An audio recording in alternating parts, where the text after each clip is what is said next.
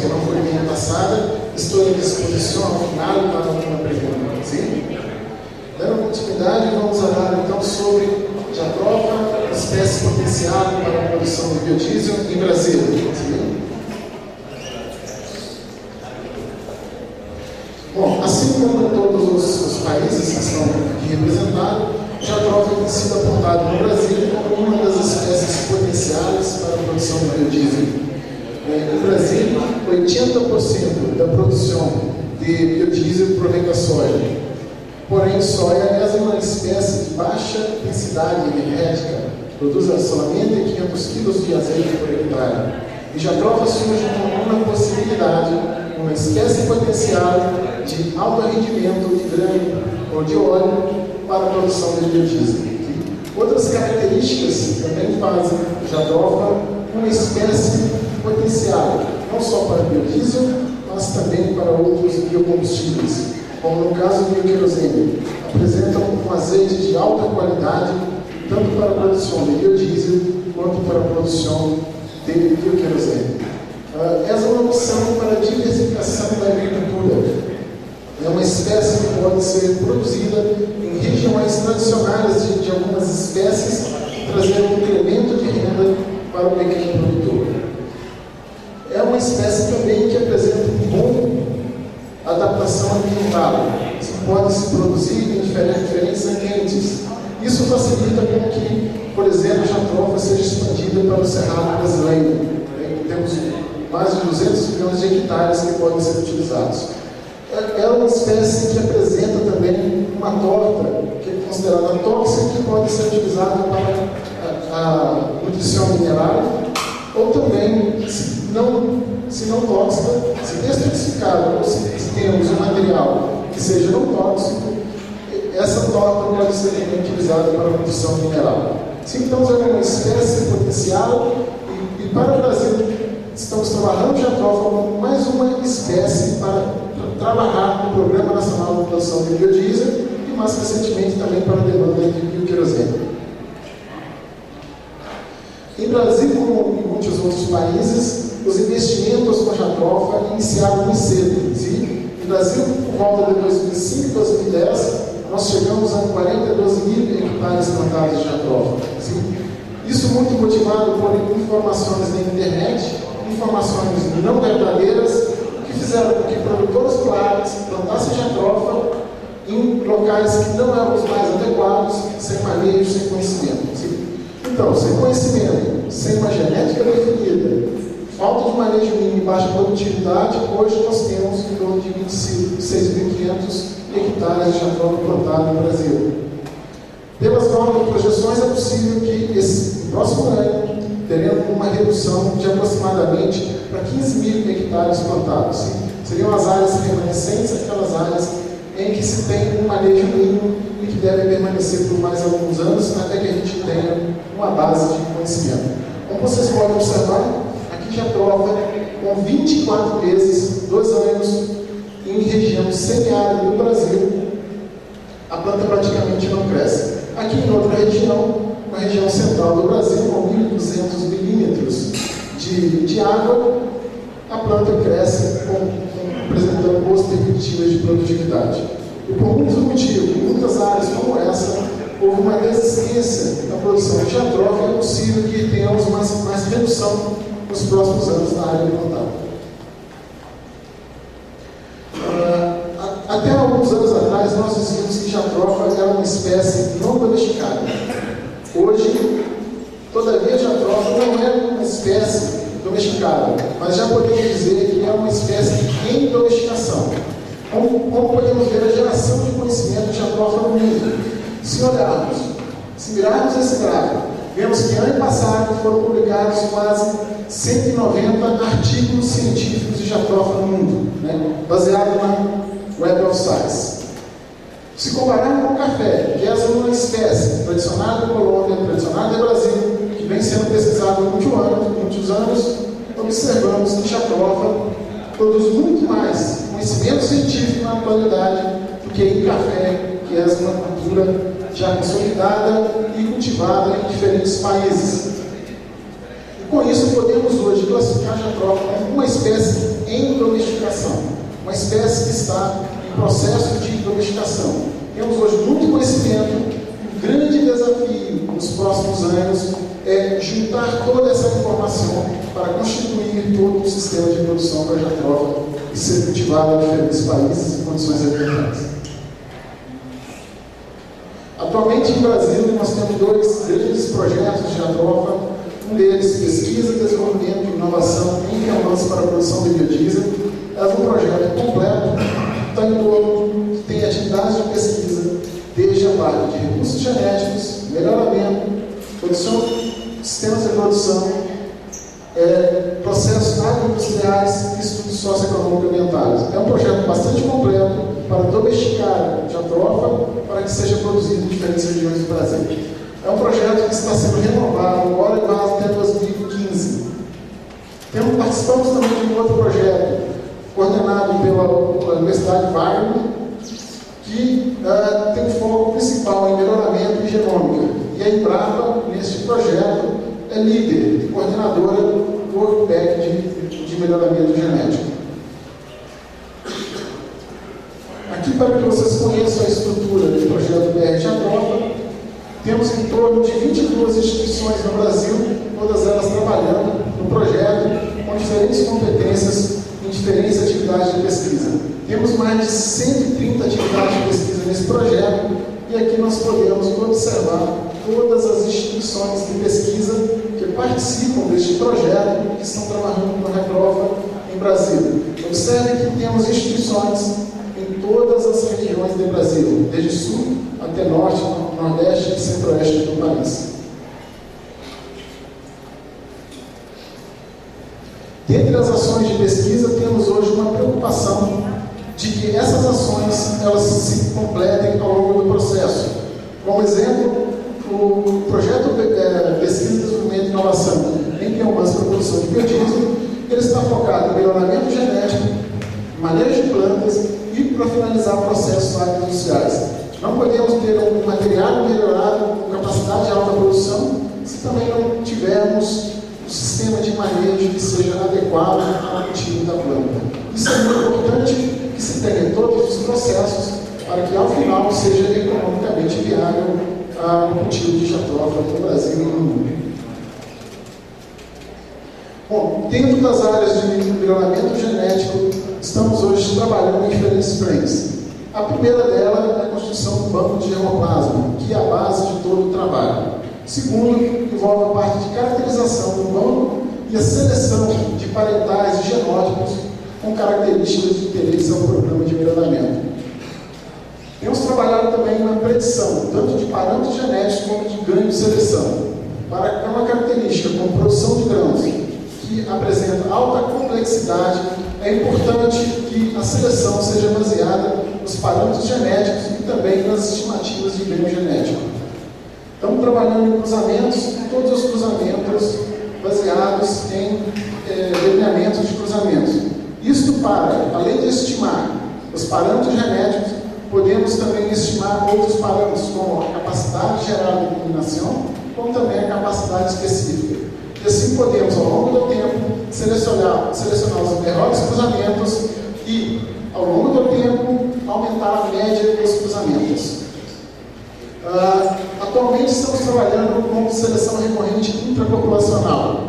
Com o tempo estaremos trabalhando para migrar da seleção recorrente intrapopulacional para a seleção recorrente recíproca. Isso para maximizar o ganho genético com a heterose.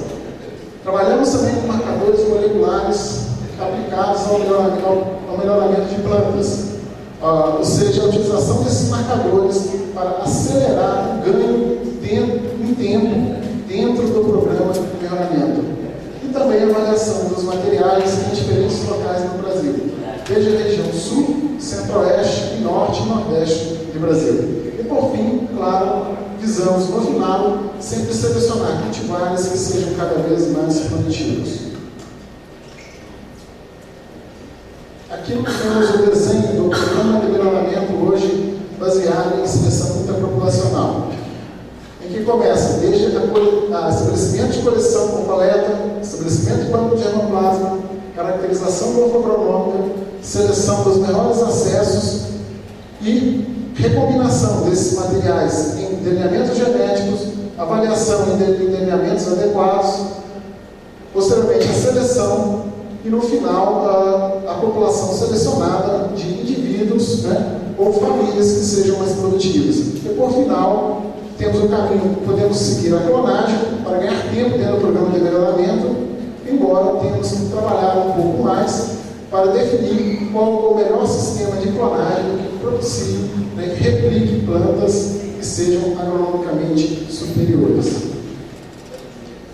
E temos também trabalhado na linha de propagação via sexual, em que montamos populações ou área de produção de sementes, favorecendo a recombinação dos melhores materiais, e no final temos uma população melhorada.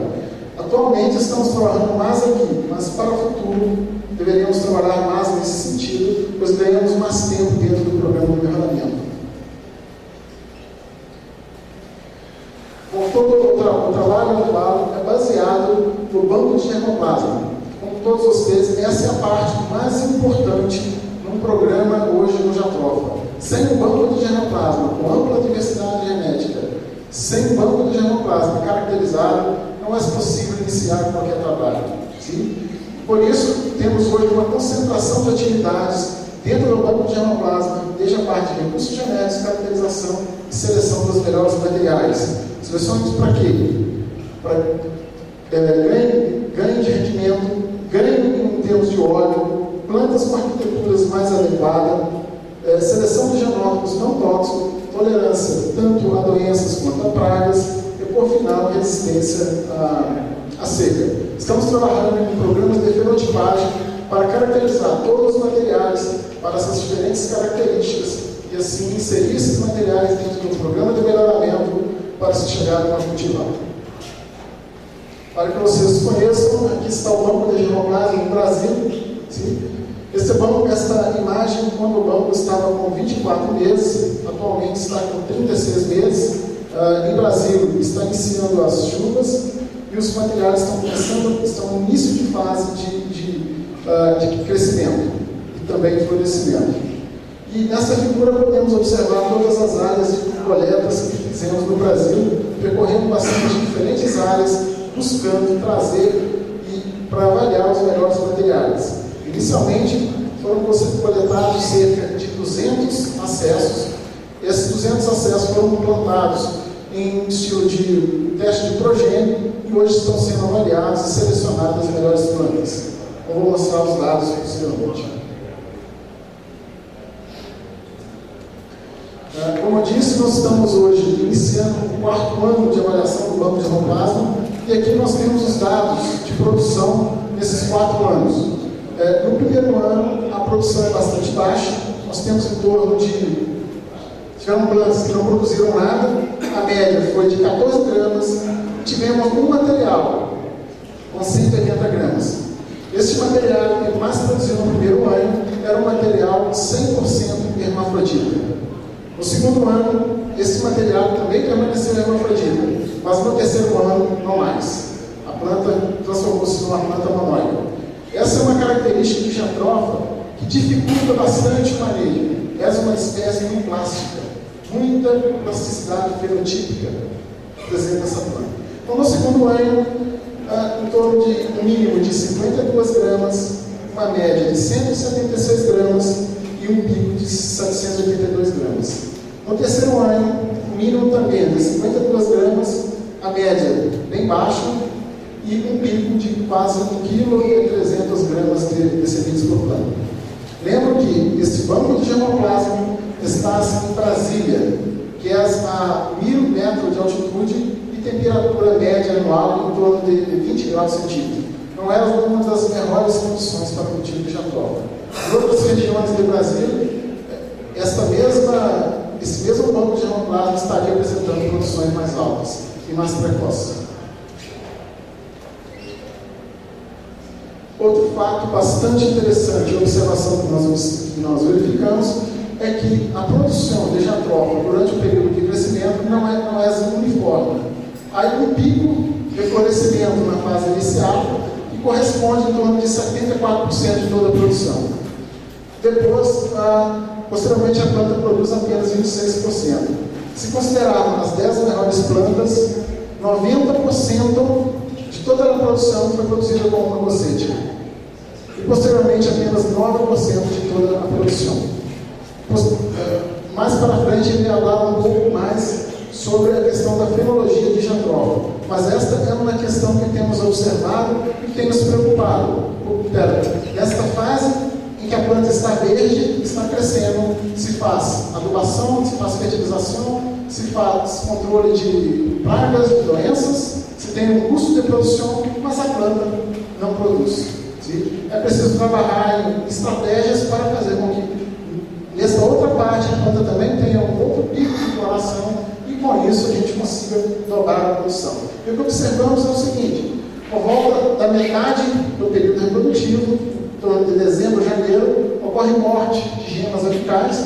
Quando as plantas elas forçam a morte das gemas apicais, a planta entra no repouso verde, fica muito tempo vegetando, porém não produz.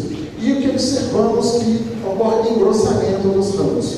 Então, primeiro a planta produz, segundo a planta armazena nas reservas. Os engrossamentos é simplesmente para armazenar mais reservas para o período de repouso, o período seco, em que a planta não tem folhas. É uma questão da fisiologia da planta, porém nós temos que trabalhar com o manejo para poder inverter essa situação. Temos também selecionado no banco materiais que não apresentam éster de formol nos grãos. Nós identificamos no banco 4 materiais sem éster de formol nos grãos. Esses materiais são também os menos produtivos. Há nesses materiais pragas e doenças que não tem nesses materiais que são tóxicos. E com isso temos que entender, se melhoramos material para não tóxico, também vamos levar pragas e doenças que não têm material tóxico. Há alguma relação da toxicidade com a resistência a algumas pragas e doenças. Temos também selecionado materiais que são resistentes a doenças. Um dos grandes problemas no Brasil, principalmente em Cerrado, é o oídio. É um fungo bastante recorrente, ocorre em todo o ano enquanto a planta está verde. Sempre está ocorrendo. Identificamos um material que apresenta uma resistência. E aqui nós temos, inclusive, um F1 entre material mais produtivo e material resistente ao oídio. Nós estamos avançando dentro do programa para selecionar materiais que são resistentes ao oídio. Para as características quantitativas, estamos dando um tratamento baseado em genética quantitativa. Há plantas que são muito produtivas, pero a produção está relacionada ao ambiente. Não podemos selecionar plantas apenas pela informação fenotípica. Temos que saber o valor genotípico, o valor genético dessa planta. E para isso precisamos conhecer a hereditariedade da característica. Observe que para a produção de grãos temos uma hereditariedade apenas 45%. 65% da variação é ambiental. Por isso temos que trabalhar com modelos estatísticos para conseguir isolar genético de ambiente e, por fim, selecionar as melhores plantas. Sim? E outra questão importante, como o Alfredo falou ontem, é a questão da repetibilidade. Encontramos um coeficiente de repetibilidade de 60% apenas. Ontem o Alfredo mostrou que muitas plantas produziam bem um ano, no outro ano caiu a produção. Outras não produziam bem um ano, aumentava a produção. E esse coeficiente explica muito bem esse comportamento. O coeficiente de repetibilidade foi de apenas 60%. Ou seja, 60% das plantas mantém a superioridade ao longo dos anos. 40% não. Sim? Por isso é importante selecionar com base em parâmetro genético, como hereditariedade, mas também considerando várias medidas ao longo dos anos. E aqui podemos ver que, se utilizamos uma informação de apenas o segundo ano, temos a hereditariedade de 45% e uma acurácia de apenas 63%. Se utilizamos duas informações de segundo e terceiro ano, aumentamos a hereditariedade para 56%, que é a fração herdável, sim? E aumentamos na precisão da seleção dos melhores materiais para 77%. Começamos a melhorar a eficiência dentro do programa de melhoramento. E baseado nesses parâmetros, podemos estimar qual ganho genético sem efeitos ambientais que podemos ter na seleção dos melhores materiais. Aqui nós temos uma tabela do ganho genético predido, considerando rendimentos de grãos, com a seleção dos melhores indivíduos em biomasse no banco de germoplasma, considerando as informações de segundo e terceiro ano.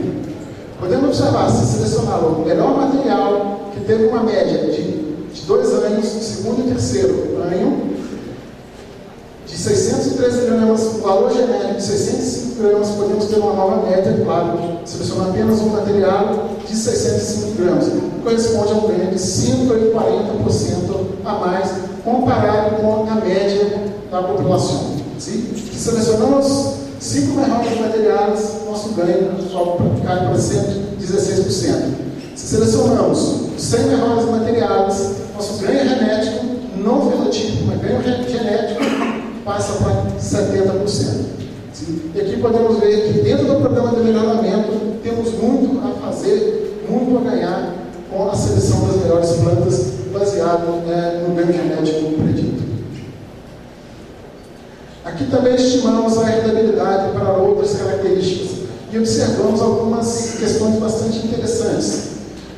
Para algumas características temos baixa variabilidade, com o número de sementes por fruto, há grande variação, mas toda ambiental. Há excessos que quase todos os frutos são 4 grãos, pero tudo ambiental, não é genético.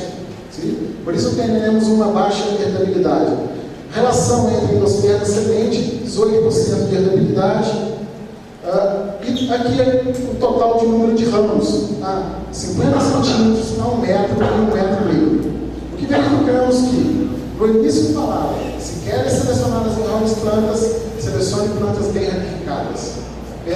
Isso não é bem uma verdade. Essa é uma característica que o ambiente é que define como será a ramificação da planta. Se o ambiente é bom, a planta ramifica. Se o ambiente não é bom, a planta não ramifica. E qual a estratégia para isso? Não é melhoramento genético, é poda, é manejo. Para melhorar o número de ramificações, não será com melhoramento genético que vamos aumentar, mas sim com manejo.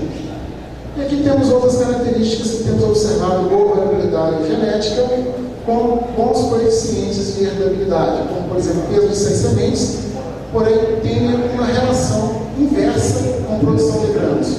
Quanto maior a produção de grãos, menor o tamanho de grãos.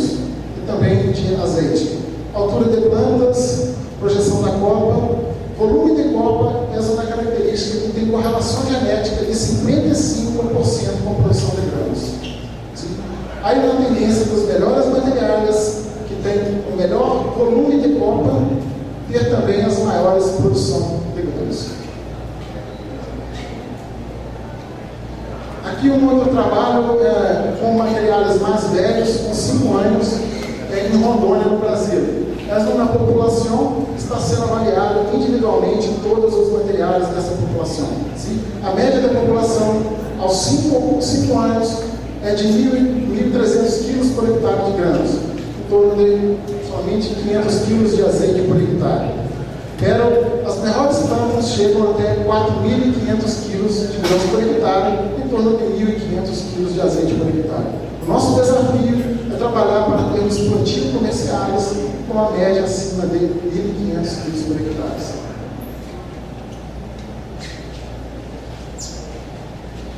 Já iniciamos também dentro do programa de melhoramento os cruzamentos visando a seleção de materiais mais produtivos, de porte menor e que não apresenta essa que formou os grãos e tolerância a doenças e maior rusticidez. Para isso, iniciamos esse primeiro dialelo, que é um sistema de cruzamento que permite todas as combinações possíveis dentro de um grupo de genótipos. Só não fizemos 2 combinações porque o genótipo não tóxico, o período de florescimento era mais curto, não foi possível fazer algum dos cruzamentos durante o tempo do trabalho. Sim? Então combinamos material de porte baixo, material não tóxico, material de alto rendimento, estava destacando em banco de renoplasma e material tolerante ao ídio. Fizemos os cruzamentos recíprocos, uma hora o material era o genitor masculino, outra hora o material era o genitor feminino. Isso para estudar o efeito de herança materna. Há alguns relatos de que a ausência de toxidez nos granos pode estar associada, pode ter influência de herança materna na expressão da característica. E por isso fizemos esses cruzamentos. De modo geral, fizemos já algumas observações aos 5 meses após o plantio. Sim? Verificamos que a autopolinização reduz o porte das plantas. Se autofecunda, ocorre depressão por endogamia e as plantas diminuem porte, diminui vigor. Sim? Os híbridos têm maior altura, né? São em azuis. Todas as vezes que se faz cruzamento, o material aumenta o vigor, o material tende a aumentar o tamanho e expressar maior vigor. Isso por causa da heterose. Uma outra questão, que verificamos que os materiais do Brasil aparentemente estão com depressão endogâmica. O comportamento das testemunhas, que são materiais coletados em Brasília, parecem com os materiais de autofecundação. Isso porque Jatropha em Brasília são plantas isoladas. Se colhe semente, autofecunda. Se planta, autofecunda. São materiais que estão com muitas gerações de autofecundação. Por isso observe. As melhores expressões de vigor por entre materiais, cruzamento de materiais brasileiros e materiais cuja origem acreditamos ser mexicana, com os não tóxicos. Por exemplo, acaba um cruzamento entre material brasileiro e material não tóxico. E aqui, o mesmo material autofecundado. Observa-se um grande efeito de depressão por endogamia nos materiais que estão sob autofecundação. E aqui nós fizemos uma estatística, estimamos a capacidade específica de combinação entre os cruzamentos. Observe que os efeitos mais negativos na capacidade específica de combinação foram os de autofecundação. E também, os melhores efeitos de capacidade específica foram os cruzamentos cuja caracterização molecular revelaram ser materiais mais divergentes. Se faz cruzamento entre materiais divergentes, aumenta-se a capacidade específica, aumenta a resposta à heterose. Acredito eu que este seja o caminho para ter materiais mais produtivos. Temos que trabalhar no sentido de fazer os cruzamentos entre materiais bons, mas que sejam divergentes.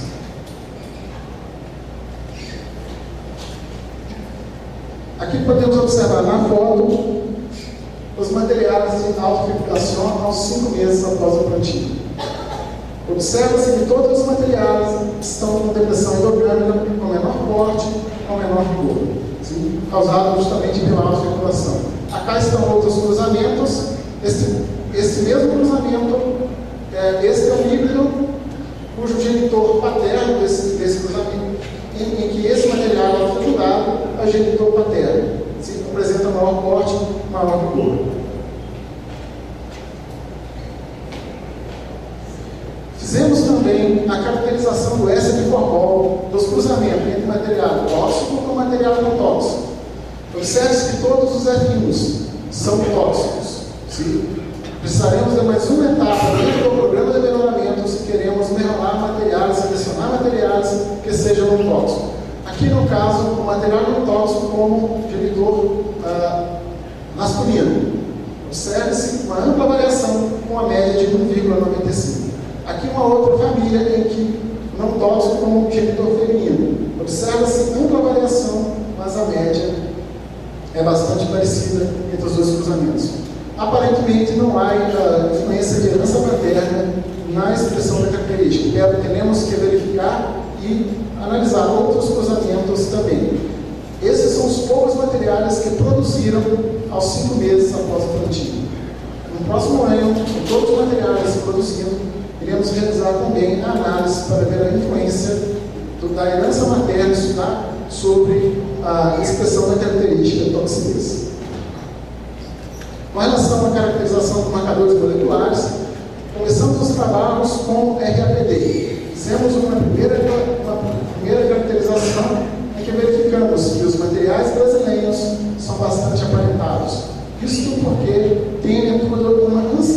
propriedade comum. É provável que os portugueses trouxeram o material para o Brasil e depois o material dispersou por todo o país. Por isso, os materiais são bastante aparentados.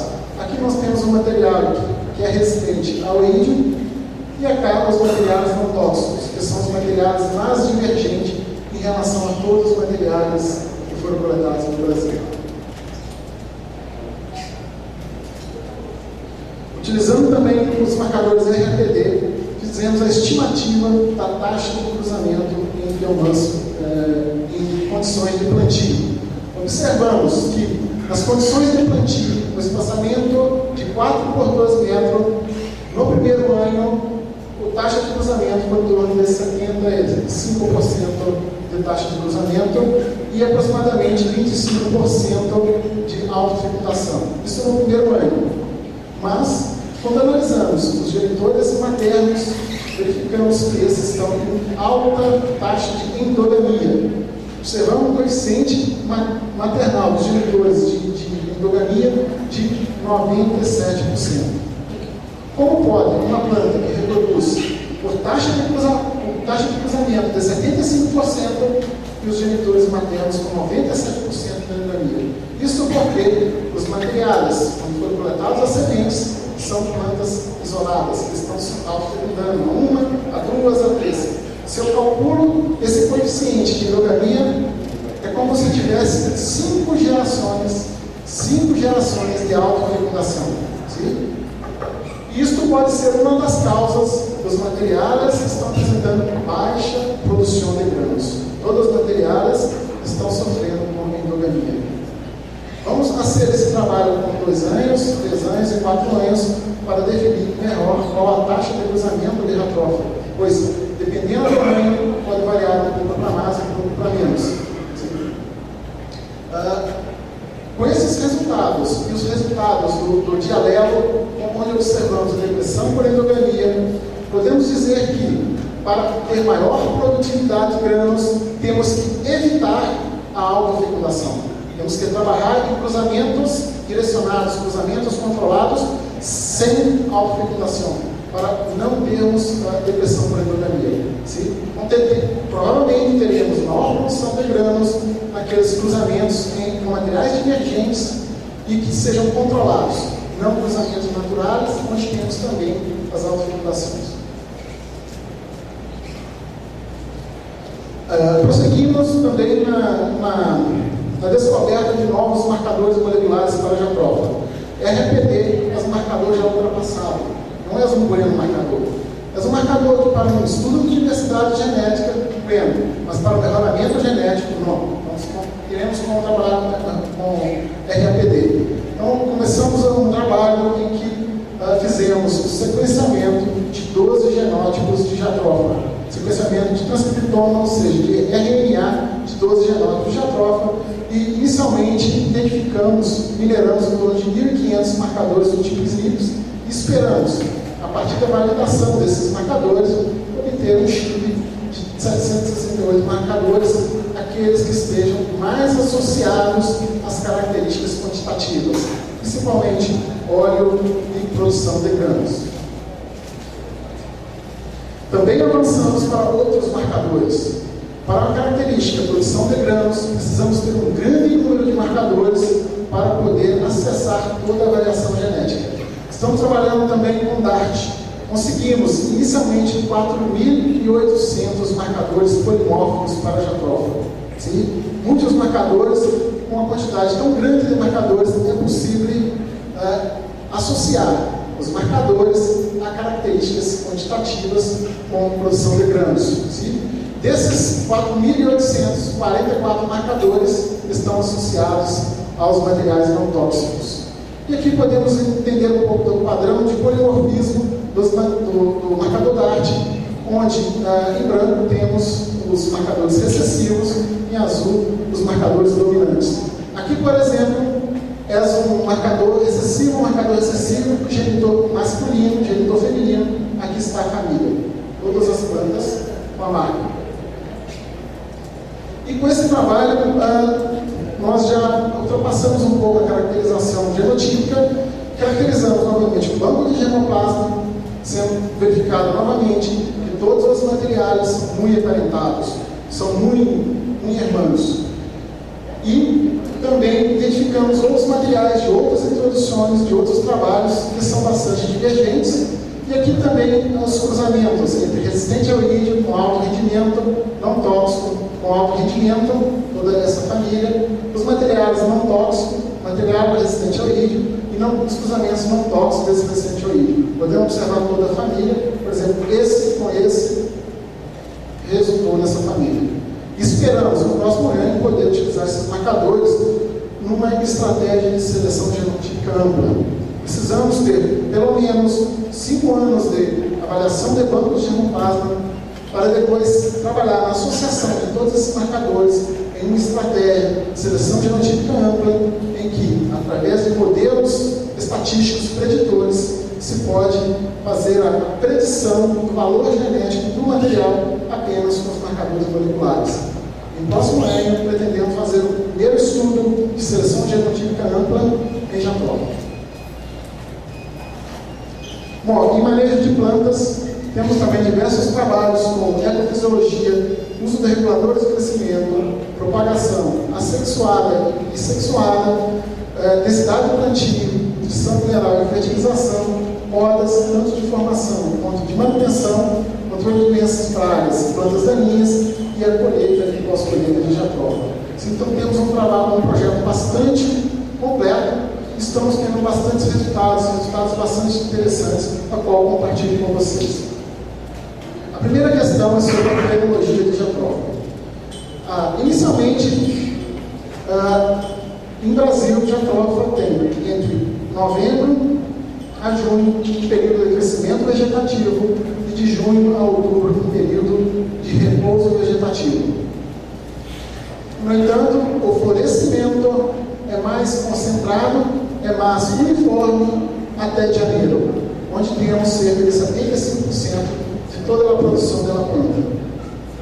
A partir de fevereiro, a planta não produz muito, com poucas inflorescências de alguns ramos. Nem todos os ramos, nem todas as ramas florescem, apenas alguns, das algumas florações e apenas 25% da produção. Nesse período, nós trabalhamos com manejo, nós aplicamos fertilizantes, controlamos plantas daninhas, fazemos todo o manejo, o que gera um custo de produção, mas a planta não produz. Há de se trabalhar estratégias para fazer com que a planta também produza muitas inflorescências também nesse período. Teremos um trabalho com um genótipo em que avaliamos o número de inflorescência de 15 em 15 dias para determinar a fenologia da planta. Acá, em torno de outubro, a planta inicia o crescimento, temos uma fase de alto crescimento e depois paralisa o crescimento. E depois, em março, inicia novamente o crescimento, uma paralisação do crescimento, e daqui para cá, a planta perde as folhas. Sim? Mas se olharmos o padrão de florescimento, observa-se um pico de florescimento alto nesta fase, mas na segunda fase floresce muito pouco. Esse é o padrão de florescimento que estamos observando no Cerrado brasileiro. Sim? Para mim, esta é a primeira fase em que a planta ela se reproduz para perpetuar a espécie. Passada esta fase, na segunda fase em que o florescimento é pequeno, era uma fase de armazenamento de reservas para que a planta passe para o período seco e tendo reservas internas. É uma estratégia de sobrevivência na planta. Temos que trabalhar em manejo, reguladores de crescimento, poda, para fazer algum estresse na planta neste período para provocar um novo pico de florescimento. Porque acá fertilizamos as plantas, controlamos plantas daninhas, fazemos diversos manejos, o que causa um incremento no custo de produção. Por isso precisamos trabalhar para aumentar também o florescimento nesta época, que está apenas concentrado em uma época, e a planta cresce. Na mesma época, a planta está crescendo, produzindo novas ramas, porém não produz novas inflorescências, muito poucas. E com isso, prejudica a produção de grãos. Temos também trabalho com fertilização. Aqui um trabalho que também está bem parecido com o trabalho de Alfredo, e que verificamos que com a fertilização adequada podemos aumentar em mais de 300% a produção de grãos. Se não fertilizamos, a produção de grãos se continua da mesma forma todos os anos. Se queremos trabalhar com jatropha, temos que trabalhar com manejo. Sim? Fertilizar adequadamente para produzir em quantidades que sejam economicamente viáveis. O que precisamos posteriormente é juntar todas as informações de derramamento genético, de poda, de adubação, para formar um sistema de produção com ganhos que permitam o aumento de produtividade. Temos trabalhado também com uma poda alta. Quando estive em Nicarágua, observei um folheto que dizia: se a poda alta, a 1,80 m, causa crescimento. Se a poda abaixo de 1 metro, a planta vegeta, não floresce. E, chegando em Brasília, montei um ensaio para testar a eficiência, se é uma verdade em Brasília. O que se verifica aqui, quando se poda a 2 metros, ocorre um incremento estatisticamente diferente de quase 40% de produção, somente com a poda alta. E aqui podemos observar, no início da estação de crescimento, como que isso ocorre. Aqui é uma planta sem poda, livre crescimento, e aqui é a planta com poda, a 2 metros. Observe-se alto crescimento vegetativo e muitas inflorescências nessa planta. Ao passo que nesta planta não se observa muitas inflorescências e um crescimento desuniforme. Acá temos um florescimento mais uniforme, uma cossétia mais uniforme também. E isso causa um aumento de produtividade. Acá podemos observar que, onde se poda, o primeiro estímulo que aparece são as inflorescências. Uma poda a 2 metros, 1,80 m a 2 metros. Se poda, aparecem as inflorescências. Como podemos observar cá, em outros ramos mais. Mas o primeiro estímulo em podas altas é o aparecimento das inflorescências. Acá mais uma figura, também uma poda, aparecimento de inflorescências. Aqui também a primeira resposta da planta, o aparecimento de inflorescências. Ao passo que quando podamos abaixo, as plantas vegetam. E há uma explicação lógica para isso. Se podamos acima, não alteramos a fisiologia da planta. Mas se podamos abaixo, nós retiramos todos os órgãos vegetais que são necessários para armazenar reservas para que a planta passe o período seco. Se retiram as reservas, primeiro a planta tem que refazer os ramos para depois produzir. Para que refazer os ramos? Para refazer a capacidade de armazenamento de reservas. E em Brasília também já se dimensionou uma cosechadora de jatropha que está muito bem. Esta cosechadora não precisa de poda. Sim? A planta como está, a cosechadora colhe muito bem. A regulagem para se cosetear frutos verdes, frutos maduros e frutos secos. Se cosecha como quiser. Aqui era uma fazenda em Mato Grosso de Brasília, fazendo a cosecha de todas as plantas e não desfolha as plantas. Observe que a máquina, a coseteadora, já passou por aqui. Ela não há uma desfolha da planta, não há uma destruição da planta. Se a planta está bem, não destrói. Inclusive, como pode observar, deixa eu ver se a gente verifica, frutos verdes. Acá tem frutos verdes, os frutos verdes não são coseteados. Acá também frutos verdes que não são coseteados. Aqui também frutos verdes não coseteados. A máquina está programada apenas para cosetear frutos maduros e frutos secos. Aqui uma outra fotografia da máquina em que depois de coseteado, com essa parte toda cheia de frutos, esses frutos são derrubados na carroceria, uma caminhonete de um trator e depois preparado para levar para a secagem e também processamento dos frutos. Esta máquina está muito bem coseteando o fruto de jatropha. Essa é uma opção para os grandes produtores. Esta fazenda tem 3.000 hectares sembrados com jatrófilo, e todos cosseteados mecanicamente. Na parte de estudos agroindustriais, estamos trabalhando bastante em detoxificação da torta, com estratégia genética, que já mostrei para vocês, com estratégia biológica, principalmente bioquímica, física e química, para a detoxificação da torta. Tem uma segunda parte que a torta detoxificada é testada em animais e também tem uma vertente visando aumento de qualidade e produção de biodiesel. Teremos alguns resultados bastante interessantes com o tratamento de carneiros de tipo com genótipos não tóxicos, patógenos não tóxicos. Em todos os tratamentos, desde a testemunha substituindo 20% de torta não tóxica por farelo de soia, 40% da substituição à soia, 60% de soia, não houve redução de ganho de peso e também no crescimento dos carneiros tratados com torta não tóxica. Esses resultados são bastante promissores e acreditamos que a torta naturalmente não tóxica possa ser utilizada com uma valorização no tratamento de animais.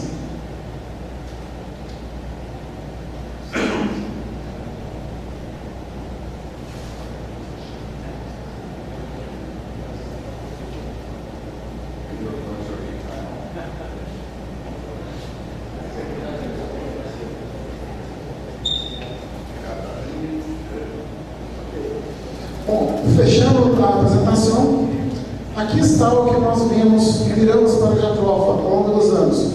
Hoje, veremos que, ao se plantar jatrófila com material genético não definido, sem sistema de produção, a produtividade da jatrófila é em torno de 1.000 kg de grãos por hectare. É o que estamos vendo nas fazendas em Brasil, nas fincas de jatrófila no Brasil, 1.000 kg. Pero, com conhecimento, ferramenta genético, manejo de plantas e reguladoras de crescimento, acreditamos que com toda evolução poderemos atingir o que nós realmente esperamos de jatrófila, arriba de 5.000 kg de grãos por hectare.